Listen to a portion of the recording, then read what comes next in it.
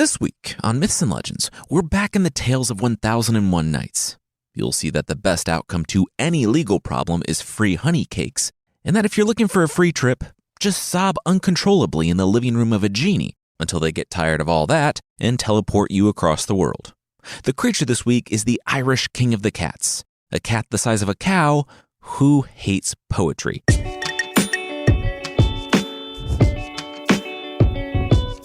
This is Myths and Legends, episode 266. Good night and good luck.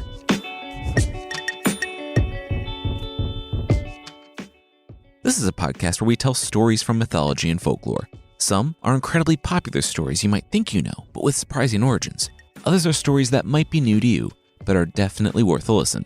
If you didn't know about 1001 Nights, it's an anthology loosely held together by a framing narrative. The main story is that a king caught his queen cheating on him, so he had her executed.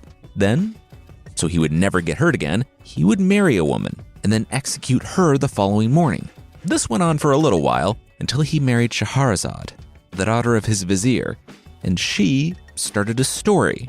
That story had another story inside of it, and so on and so forth. So Scheherazade always left off with a cliffhanger at dawn, so she could live to see another day. We catch up with the couple nearly 3 years into their marriage, and one of them is looking to make a change.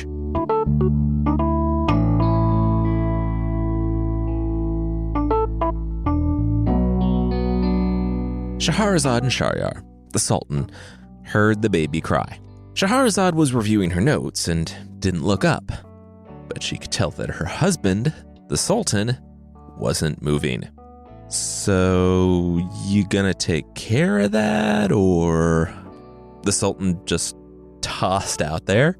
You can have the story tonight, or I can go soothe the baby, Scheherazade informed him. The Sultan grumbled. If he knew having a baby would cut into story time so much. It's our third, dear. You knew. Besides, have I ever not delivered? I mean, I was telling stories during delivery. 3 times. You can change a diaper, she said. The Sultan reluctantly got himself out of bed and went to go care for the baby. And yeah, they had been married for nearly 3 years. 989 nights, to be exact. She was scared in the beginning. I mean, her husband had married and murdered a lot of women, but she managed to keep him hooked with her nightly tales within tales, and she would leave him hanging at the end of each night, so he didn't leave her hanging the next day. And I'm just kidding, he would likely chop off her head. And it worked. They had 3 children together, and the nightly talks made them closer than ever. But Scheherazade wanted more. She wanted to believe that the Sultan could change, that he had changed, that he loved her, his wife and the mother of his children, more than her entertainment value. So, this story was it. It would last about 12 nights, rounding them out to 1001 total. But that would be it. She would end it and see if the man she married had changed at all. She thought she had seen him grow, but could she bet her life on it? She watched him return from the nursery and smiled. She liked her odds. He came back and put his arms around her. All right, baby's down. Now where were they? Oh yeah, the cobbler, right? He had that terrible wife, the woman who everyone called dung because she was just the worst and her husband wanted to buy poison to poison her. Reminded him of his exes. He loved the terrible wife stories. Art imitates life, am I right? Scheherazade swallowed hard. All right, this was still the last story, but she was feeling less and less great about her odds.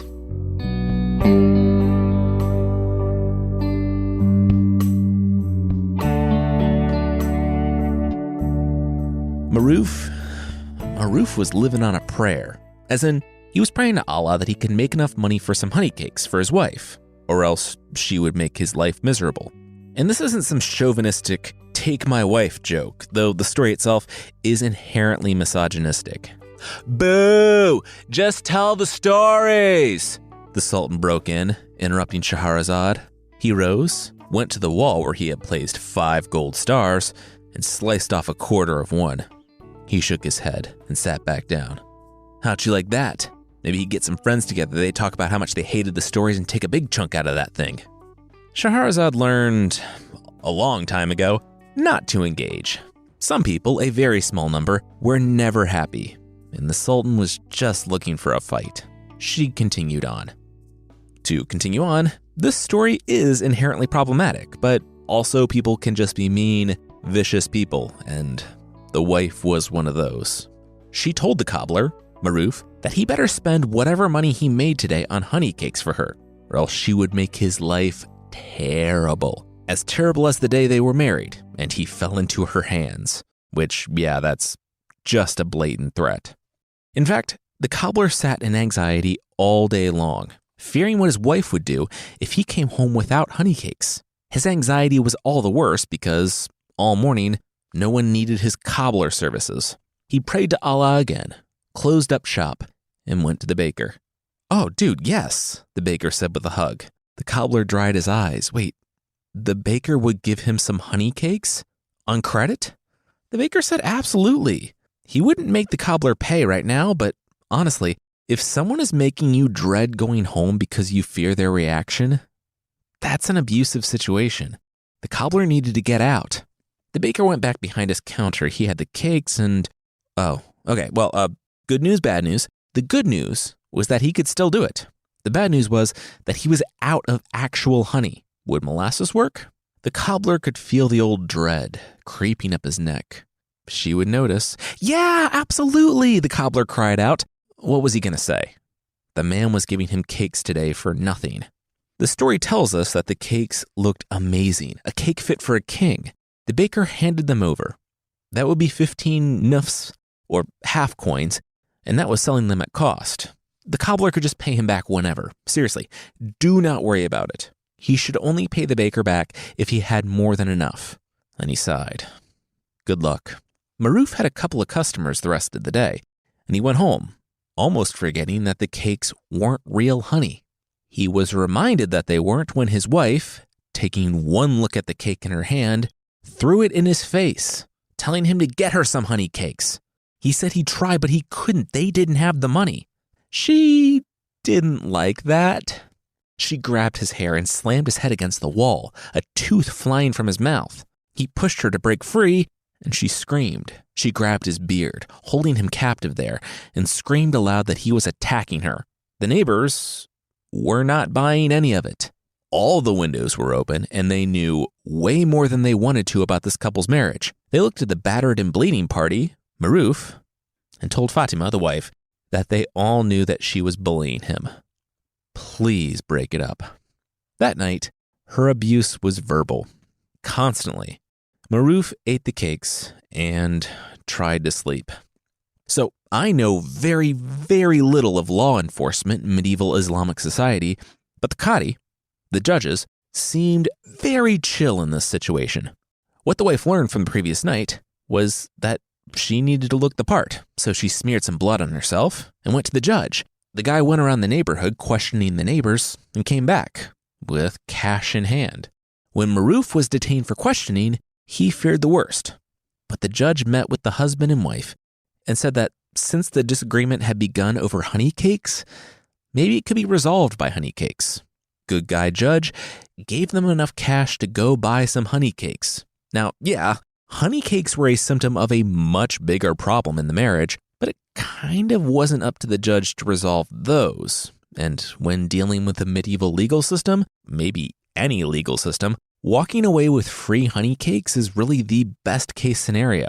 Unfortunately, the judge might be generous, but his guys, not so much. I'm not 100% sure how their pay situation worked out, but my guess is that they got some cut of the legal ruling against the accused. But since Maruf hadn't been ordered to pay anything, well, they had a problem. Since it was their job to detain, they did just that. They dragged Maruf back to his workshop and ordered him to pay for their services to the judge. And he had to give up half the dinar the judge had given him and quickly sell all of his tools at cut-rate prices to avoid getting roughed up by the judge's guys. Then, after they left, more judge's guys came knocking. You see, unhappy with the first ruling of free honey cakes, Fatima went to another judge, who just straight out dismissed the case. Unfortunately, his legal fees, aka the group of burly dudes, needed to be paid as well. One very tense conversation, and a whole lot of guys ransacking his store later, and the cobbler, Maruf, was beside himself with anguish. Maruf still had friends, though, and the baker popped his head in the door, telling Maruf that, hey, some guys came looking for him. Maruf gestured all around to the nothing he now had. Yeah, they found him. The baker said, unfortunately, no, it wasn't those guys. These were from the bailiff. Fatima had made a complaint against him to the high court. Those guys don't mess around. He liked Maruf, so he was giving him a heads up. Maruf should probably get out of town, like now. Maruf looked around. Ugh. He had nothing. His business was gone. He didn't have the tools to practice his trade and lacked the money to buy more. He couldn't go home. Yeah, he was going to do it. He knocked on back doors throughout the market, trading what last money he had left for bread, cheese, and traveling clothes. At nightfall, he left town with only the pack on his back. He didn't know where he was going to go, but it had to be better than where he had been. Quickly challenging that point, the rain started.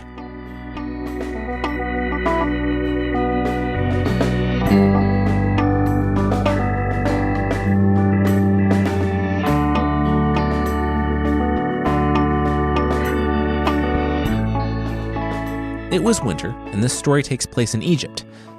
And while it doesn't look like they get a ton of rain in the winter, it's definitely more than the summer. And it was enough to force Maruf, after he trekked through the night, into some ruins for shelter. Even his attempt to flee had been a failure. Maruf was just having a hard time, and seeing as he was the only one around for miles, he decided to just have a good cry, just let it all out. Except, he wasn't alone. The ruins might not have had doors, but that didn't mean that the house wasn't occupied. It wasn't until hour 2 that the genie in the corner finally cleared his throat. Maruf sat up with a start. Oh, hi, sorry.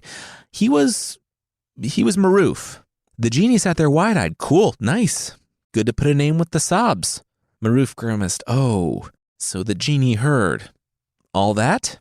Yeah, the genie grimaced. He said, look, it wasn't his place, but things sounded like they were really bad for the guy. He wanted to help, and he was moved to pity, beyond just wanting to get the guy out of his house, though he really did want to get the guy out of his house.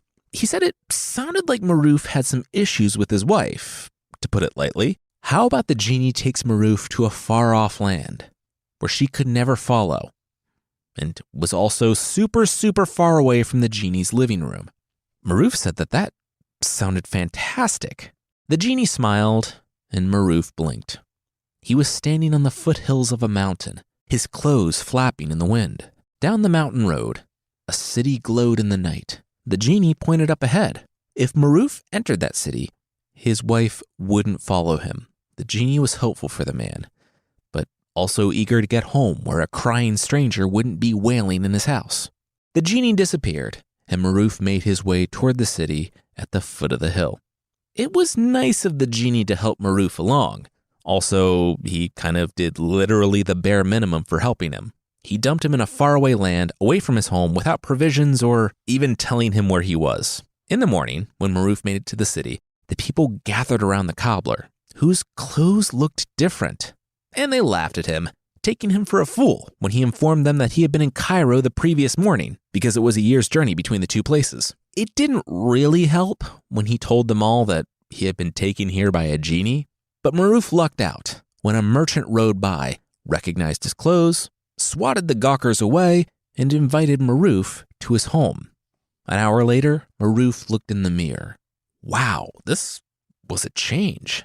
The merchant nodded. Yeah, Maruf cleans up nice. All right. Maruf was dressed in the garb of the merchant, who didn't have any cheap clothes, so Maruf looked like a prince. He sat down for some food and found that the merchant actually knew Cairo really well because he had grown up there.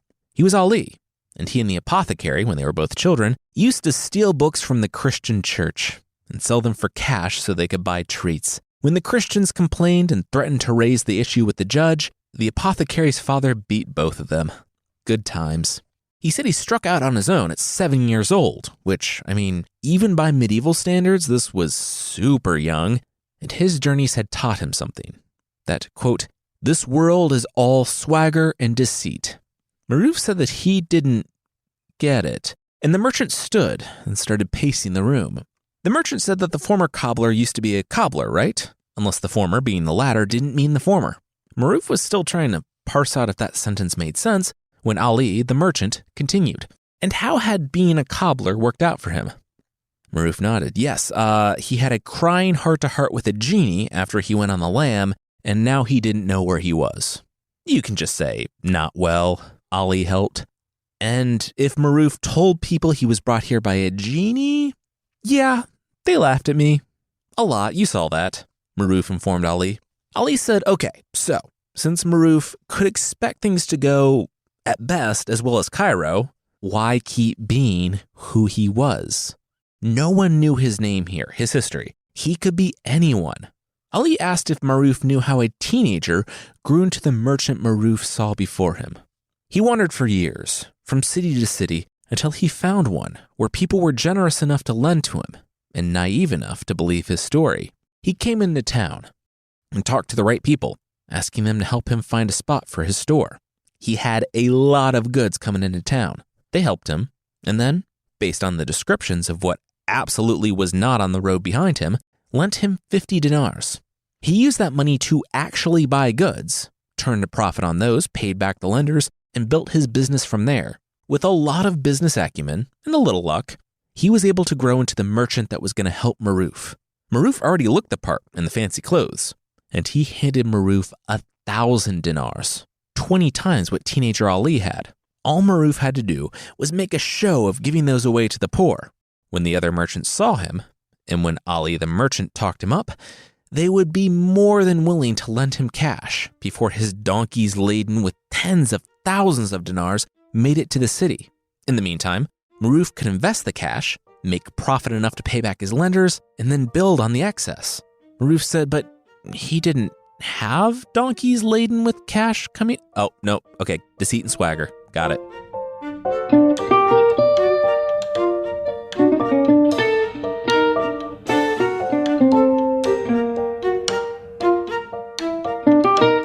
Okay, Maruf, I'm gonna level with you, bud. You're really bad at this, Ali said, pacing the floor. He said he was homeless at 7 years old, but helping Maruf out was more stressful than that. Maruf, with his silken clothes and reassuring smile, patted Ali on the back and told the merchant to relax. Once his cash came in, he would be able to pay Ali back. Ali snapped. Maruf didn't have any cash coming in. Ali had taught him that lie. He was really good at the first part of the plan, taking the money and giving it away, but the merchants were starting to get suspicious. He had given away 60,000 dinars in a month. The merchants' money, they saw that. They were confused as to why he was taking money from them just to give it away. Ali put his own reputation on the line for Maruf. Maruf just smirked. Well, tell them it wouldn't be long now. His cash was coming in soon. The merchant was close to pulling out his own hair before he shrieked, rushed from the house, and screamed that he was going to go lodge a complaint with the king.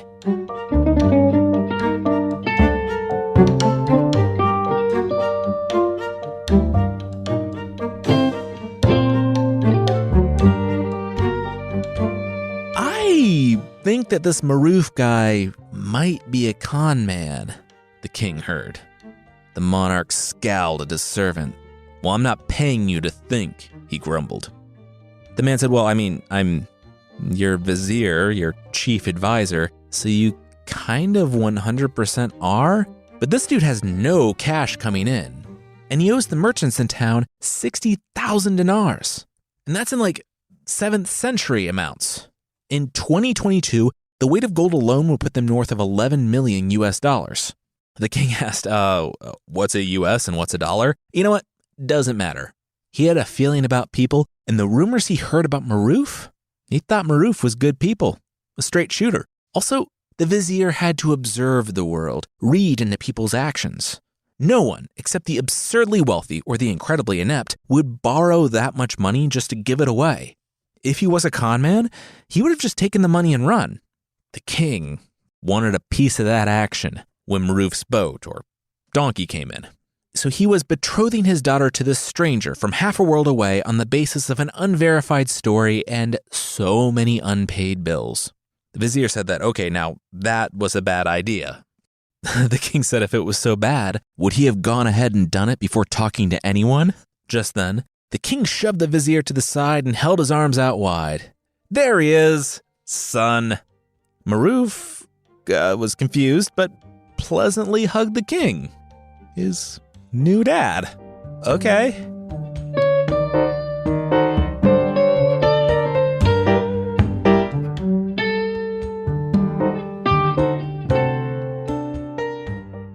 We'll see Maruf continue to make poor decisions, but that will be right after this.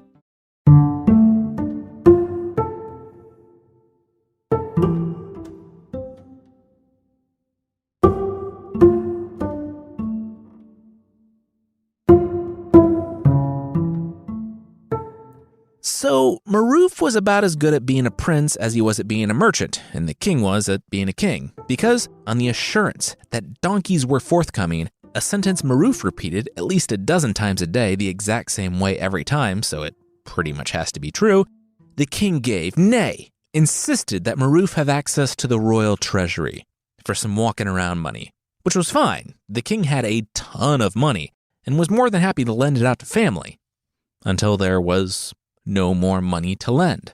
The vizier walked into the throne room, definitely not trying to mask an "I told you so" smirk, when he informed the king that the kingdom would be insolvent in 10 days' time. The king demanded to know how all this was possible, and before the vizier informed him that the advisor told him that this exact thing would happen, the king lighted on a plan. To figure out what was really going on, he would have his daughter suss it out. It would find out who this Maruf guy was. The problem? Well, the princess actually loved her husband. The story details their love, like really details it. A lot of folklore is tastefully reserved when it comes to the evening activities of newlyweds. This story was not. Suffice to say, they were into each other. She shut the door and told Maruf that she knew he wasn't actually a merchant and the bags of gold weren't coming. If he leveled with her right now, she could maybe protect him, but he needed to come clean. Maruf started him with his reassuring, "Oh, the bags are on the way," but saw that his wife wasn't buying any of that. So he hung his head and told her everything. The lie was bad, real bad. He took money from one merchant to take money from all of them, and then he took money from the king. The wife nodded, all right. So he was running a Ponzi scheme, taking money from bigger and bigger investors to keep the lower ones happy. There was maybe a way out of that. Maruf said, kind of. Except he hadn't paid anyone back anything, and they were all starting to get real suspicious. The princess, Dunya, blinked. Wow, okay, yeah, he was bad at this. She sighed. All right.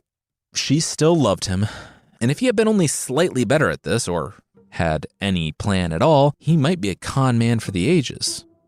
She was going to help him.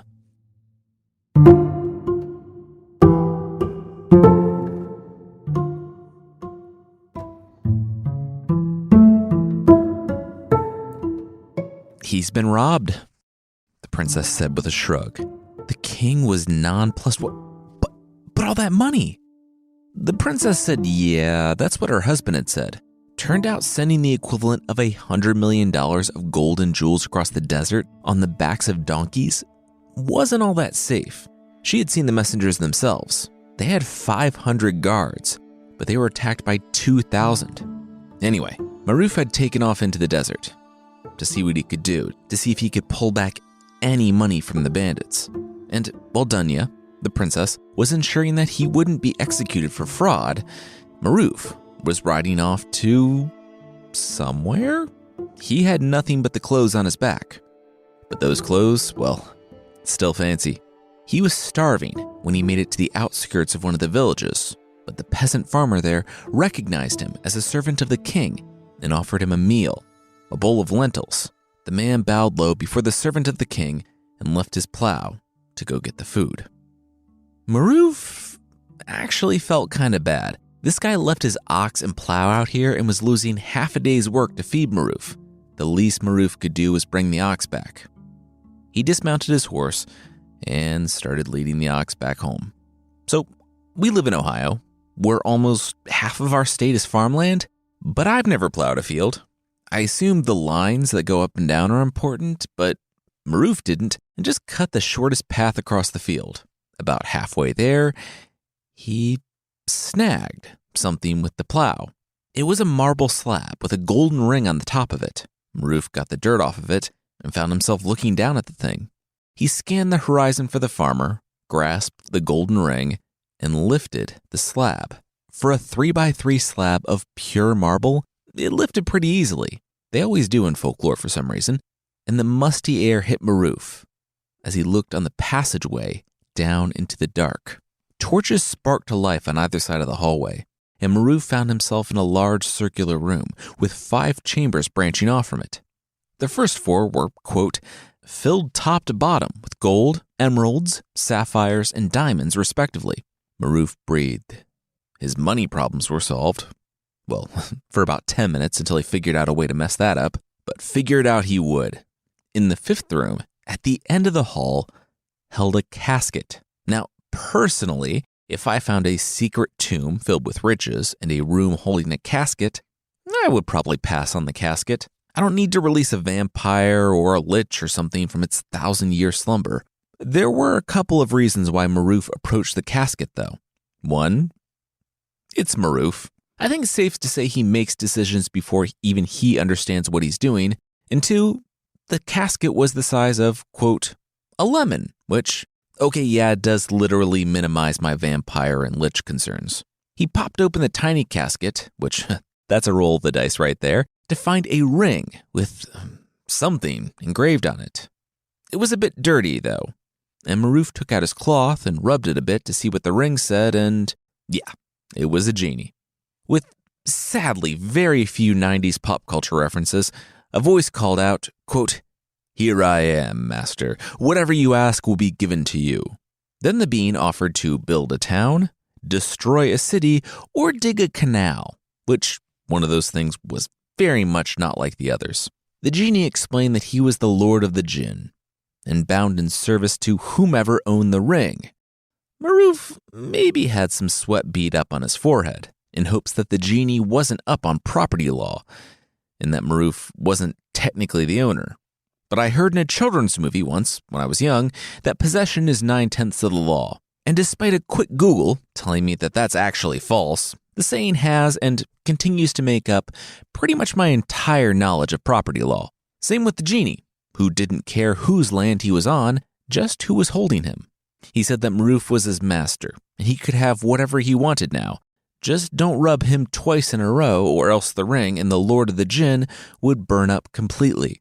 Maruf didn't have quite as many questions as I would have, like, how small of an interval is twice in a row, and can you clean the thing or will it catch fire, and what constitutes a rub?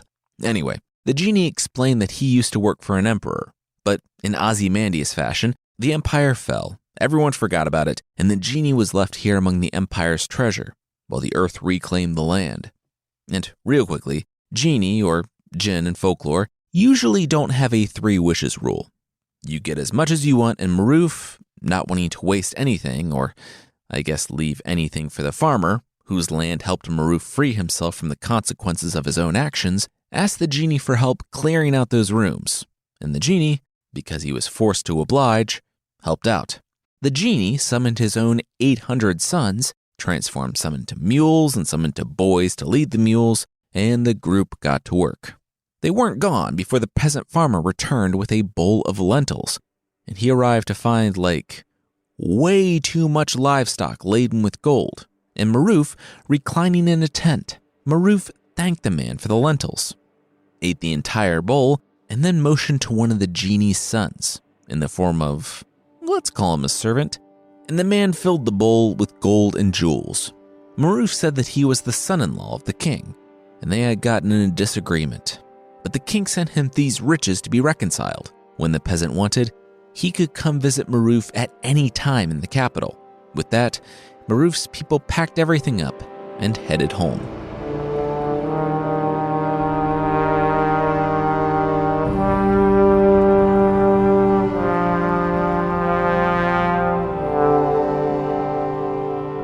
see Maruf snatch defeat from the jaws of victory, but that will, once again, be right after this.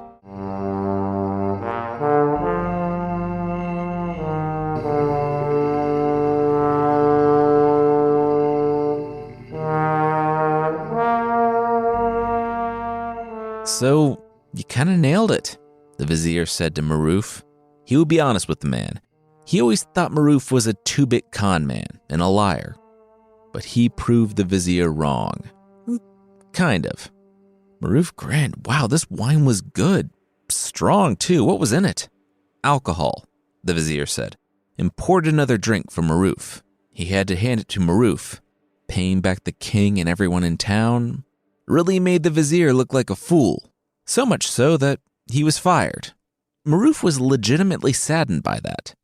He always viewed the vizier as a friend who never believed in him, and who had proposed to his wife before the king arranged for Maruf and her to be wed.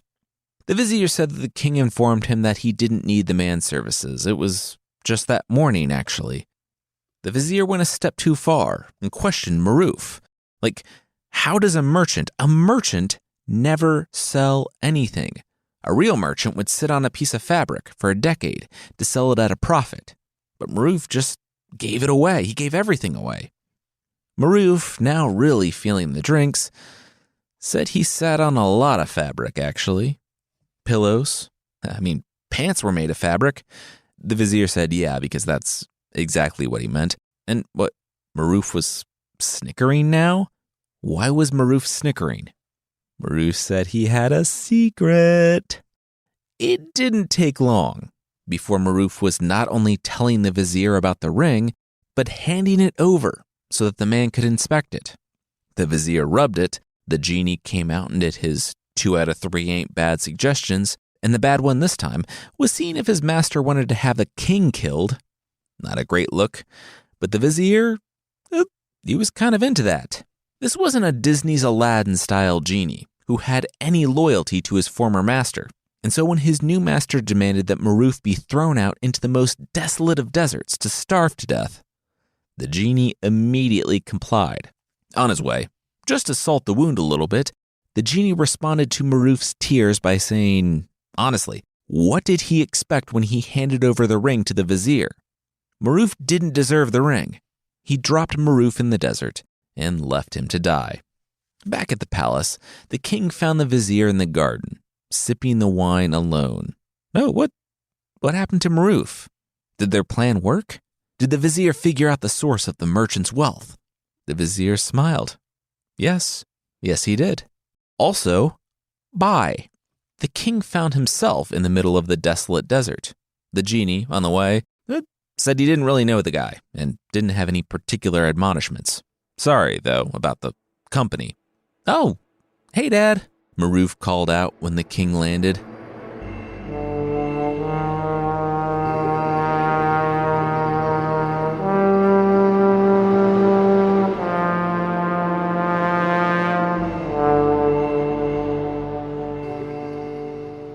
Back in the kingdom, the vizier was taking his seat on the throne.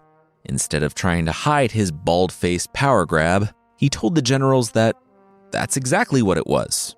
He had a genie, and he had thrown the previous king and his heir into a desert from which they would never return. If the generals and their men didn't want the same thing to happen to them, they would capitulate and support his coup. They did, and now he was the king. Now, power reveals who you really are. And the vizier, well, he had proposed to the princess, and she had rejected him.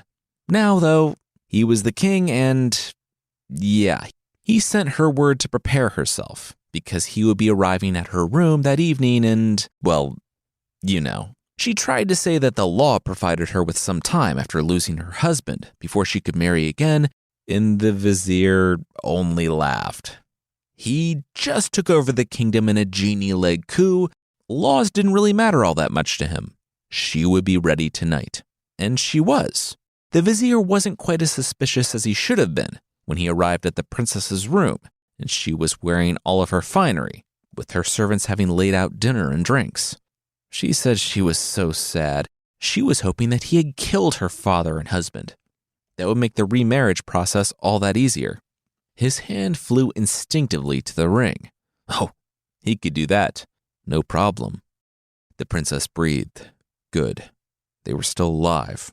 The vizier wanted to jump right to things, but the princess recoiled. She told him not to misinterpret things.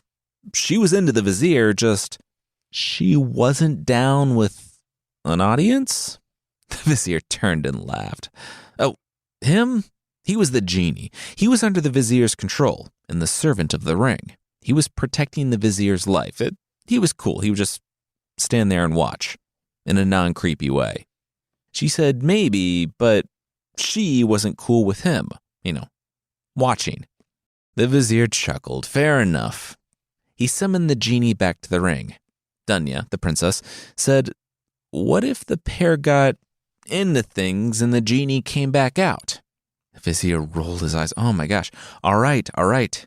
He took the ring off and set it on the table. Could they now, please?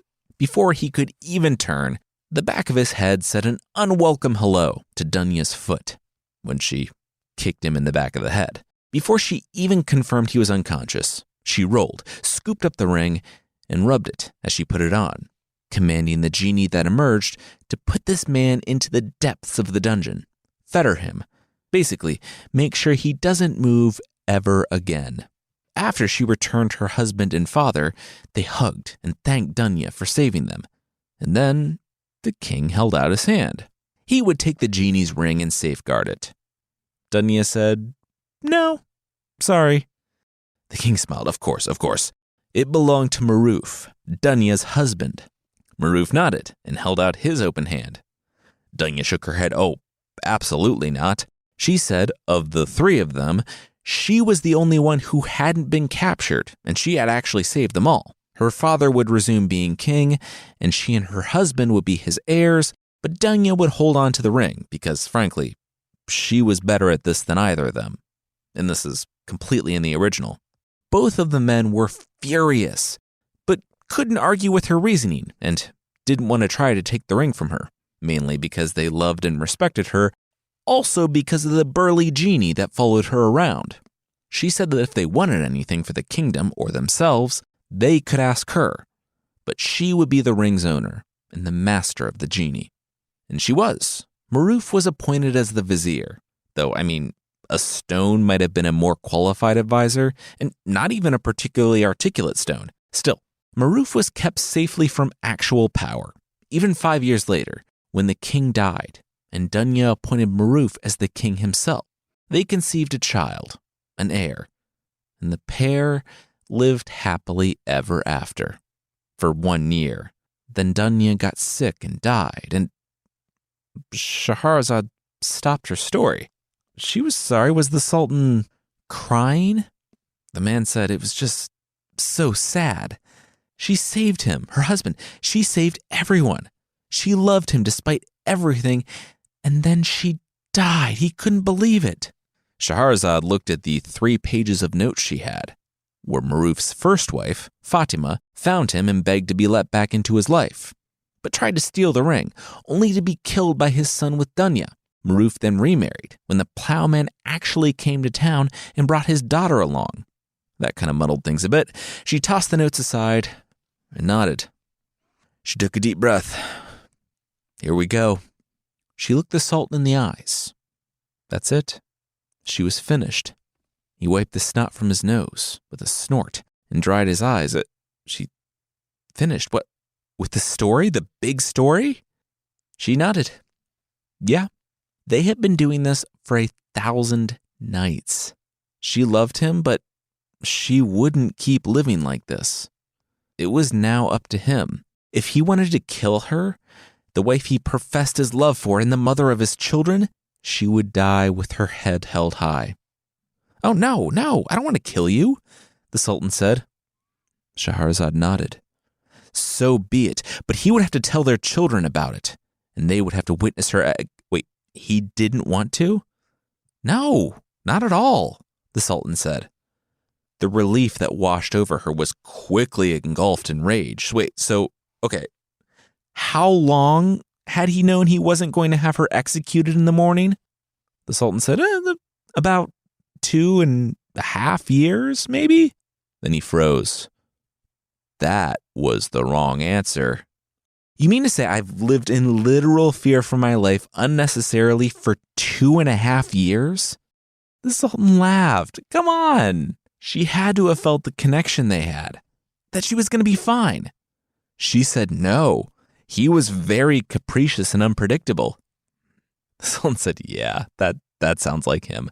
He didn't even know why they were getting into a fight over this. She was going to live. She didn't even say thank you.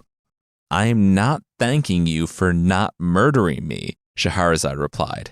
In the original, yeah, she did thank him, but I'm not having her thank him because you shouldn't thank people for not murdering you, especially your spouse. That's like really basic relationship stuff. All the same, she was safe, and she and the Sultan did love each other. The Sultan made a general apology to all the people whose loved ones he had murdered when he married all those women before. His bad. They forgave him, definitely out of choice, and not because he was an all-powerful medieval monarch. It took Scheherazade a little while, but she eventually forgave the Sultan, and the stories continued. Scheherazade and the Sultan lived a long and happy life together, and Scheherazade went down into legend as the person who saved not only herself, but maybe hundreds of women from the violence of a confused and angry king.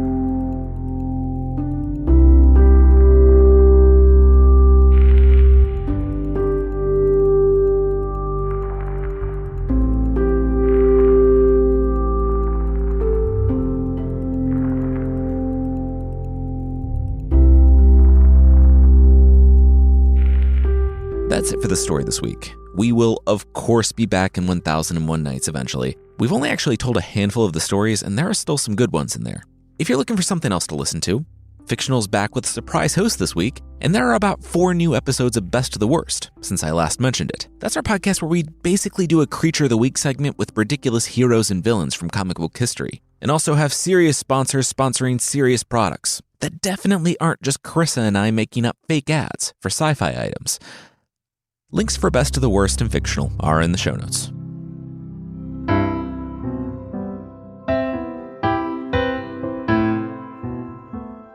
The creature this week is Irusan, the King of the Cats. And yes, we have talked about a King of the Cats previously on this podcast, Catsith. But Catsith is the Scottish King of the Cats. Irusan is the Irish King of the Cats, and very much not as chill as his Scottish counterpart. Cats can be touchy. Our cat, Tomato, gets eye infections whenever he's stressed out by change. I didn't pet our cat Apple when she sat next to me in bed last month, and now she sleeps in the basement. So it's not a big stretch to think that a cat's annoyance could lead to murder. You see, a famous poet named Sen Khan wanted eggs. The problem? No eggs. The mice had gotten to them. Spoken as someone who also writes for a living, we have very few real-life skills, but the poet decided to put his writing skills to work when he wrote/sang a scathing satire of cats. They were slacking on the job hunting mice. They don't come when you call. Sometimes they scratch when you pet them on the tummy. Who needs them? And then he immediately called the king because he needed warriors to surround him, because Irusan, the king of the cats, was on his way. Cats have great hearing, by the way. Now, Irusan, who lived in a mountain cave, just wanted to turn the poet into his scratching post and be done with it. But the legion of strays that lived with him said that they wanted to join in. So Irusan, the cat the size of a cow, bounded over the land and knocked the human warriors aside like bowling pins. He snatched up the poet and put the man on his back so he could carry him back to the cave so all the cats could take a bite. The poet initially thought that he could win over the king of the cats with his words. And so that's what he did. He talked about how graceful the cat's stride and jump was, but the cat wasn't having any of it. So the poet freaked out and prayed to God to save him. And God did. Kind of. A local saint named Kieran happened to hear the prayer and also happened to be by a forge. He pulled a fiery hot length of iron, prayed for God to guide his hand, and threw the metal with the tongs. And it hit. The king of the cats howled. It was dead, and the poet was saved. And mad. I don't personally really get this next part, but the poet brushed himself off and found the saint. Seriously? The saint was just going to do that to him? The saint said the poet cried out to God. The saint was helping. The poet said, "Oh, and you're God now? What if that line, me freaking out, was part of the poem, my performance?" The saint said that was ridiculous. He was going to get eaten by a giant cat. And wait, what was the poet writing? The poet, having learned absolutely nothing, looked up from the start of his scathing satire of the saint. Oh, he would see.